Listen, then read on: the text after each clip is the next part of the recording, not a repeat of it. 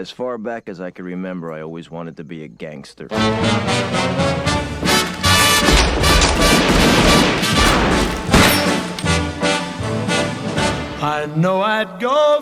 Continuamos en un nuevo programa hablando sobre Martin Scorsese.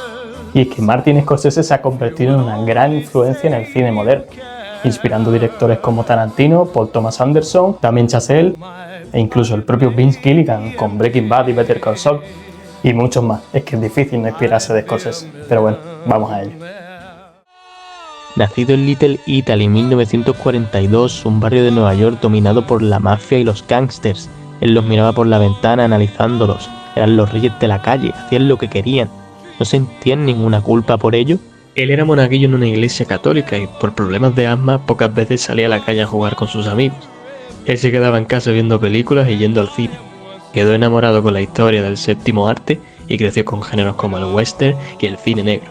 Tras hacer Who's That Knocking on My Door, en la que ya vemos referencias a la culpa del personaje, y tras el fracaso de Boxcar Bertha, realizada por encargo para el productor Roger Corman, John Cassavetes, gran influencia para Scorsese, le dijo que tenía que hacer sus propias películas, aquellas que sintiera de verdad. Es así como nació la obra base de Scorsese, Malas Calles, donde va a utilizar las referencias que inspiraron su entorno de pequeño, el ambiente criminal y la culpa católica.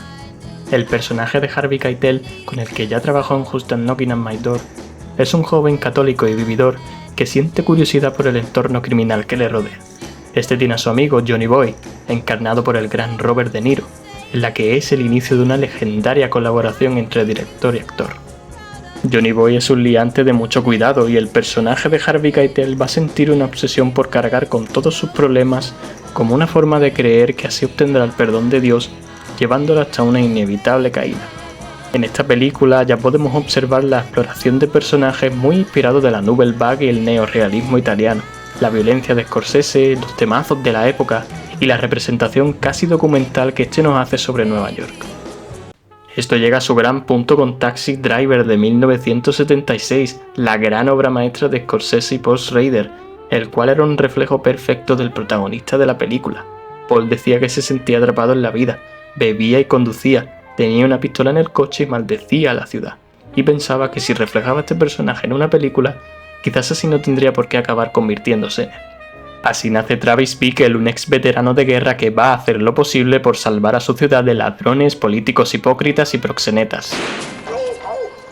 En esta película se muestra a Nueva York como un lugar sucio, oscuro y depravado, desde los mismos ojos de un personaje solitario, confuso y perdido, que busca su misión en el mundo para hacer el bien como él es capaz de comprenderlo en estas condiciones, hasta llevarlo a la más profunda desesperación, en la que descarga sin tapujos toda su ira acumulada hacia las personas que hacen de su ciudad un lugar peor.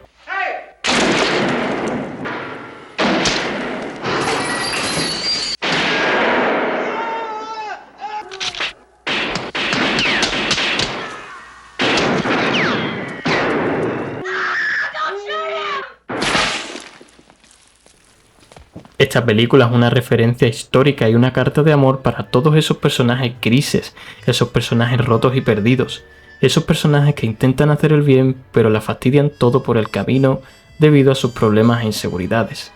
Y de nuevo otro personaje desestabilizado, Jake LaMotta, un boxeador agresivo que atormenta a su entorno familiar.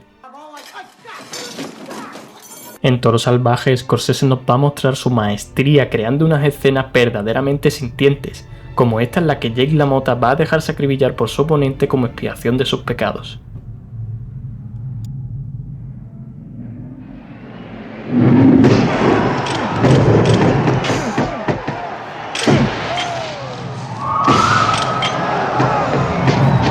Su carrera continúa con El Rey de la Comedia, una película muy poco valorada en la época pero increíblemente revalorizada actualmente. Esta película nos muestra a Rupert Pupkin, un obsesionado con los programas de entretenimiento de estrellas invitadas y comedia, que acosa a un presentador para obligarle a que lo entreviste en su programa. Retomamos el estilo solitario del personaje de Taxi Driver, que la llevaría a mantener obsesiones absurdas por no encontrar otra misión en la vida. Este acabará consiguiendo aparecer en el programa a la fuerza, donde soltará un monólogo que culminará en esta frase: el personaje acabará escribiendo un libro y obteniendo todos los beneficios de ello, y es que este punto de Scorsese es algo muy inspirado del cine negro. los personajes que no pagan por sus crímenes. No hay finales felices ni reprimendas morales, solo la realidad. Y mayor realismo intentó transmitir con La última tentación de Cristo, la culminación de su obsesión con la culpa cristiana, en la que nos muestra a un Jesucristo totalmente humano, que rechaza la llamada divina y prefiere vivir y dejarse llevar por las emociones humanas, incluso si esto significa pecar. Aquí, Scorsese critica a la Iglesia y la obsesión que muchas veces tienen con controlar la bondad de forma forzada, haciendo que sea antinatural y haciendo que sea inhumano. Jesús decide sacrificarse para salvar a la humanidad, pero una vez es libre de decidirlo por voluntad propia, tras aceptar su humanidad. I want to pay the price. I want to be crucified and rise again. I want to be the Messiah.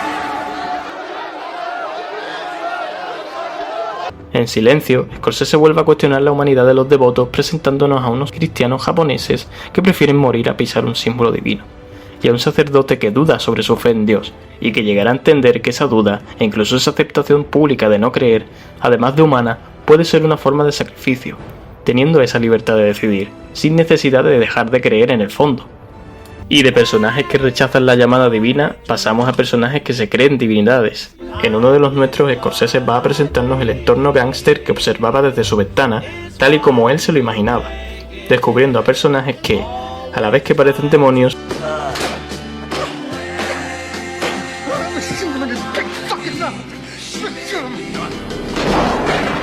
tienen una parte humana representada en escenas cotidianas, como la escena en la que van a la casa de la madre de Tommy, que es la madre de Scorsese en la vida real, mientras tienen a un tío vivo encerrado en el maletero de un coche. Tommy ever tell you about my painting? No.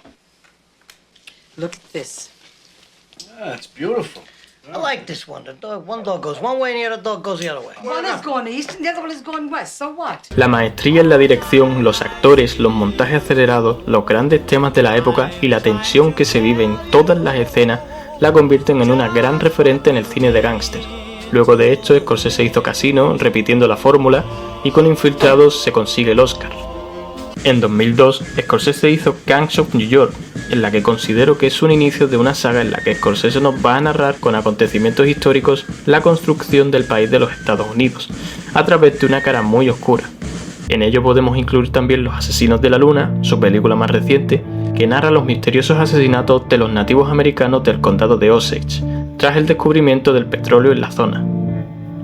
Y por supuesto El Irlandés, con la que Martin Scorsese vuelve a los gángsters, contándonos una oscura verdad sobre la desaparición de Jimmy Hoffa y el asesinato del presidente Kennedy, culminando en El Lobo de Wall Street, la cual no considero que deba incluirse en esta saga de la construcción de los Estados Unidos, pero que al ser también una historia real es una buena representación sobre cómo acaba el país tras todos esos hechos oscuros.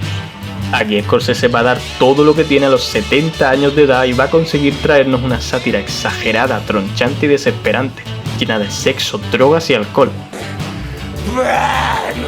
La subida y la caída llevada al extremo del personaje scorsesiano.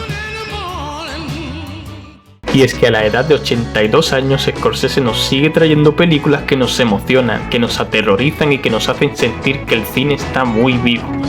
Uno de los últimos grandes defensores y maestros del cine, que sin duda dejará una huella en cineastas que ya han venido y están por venir.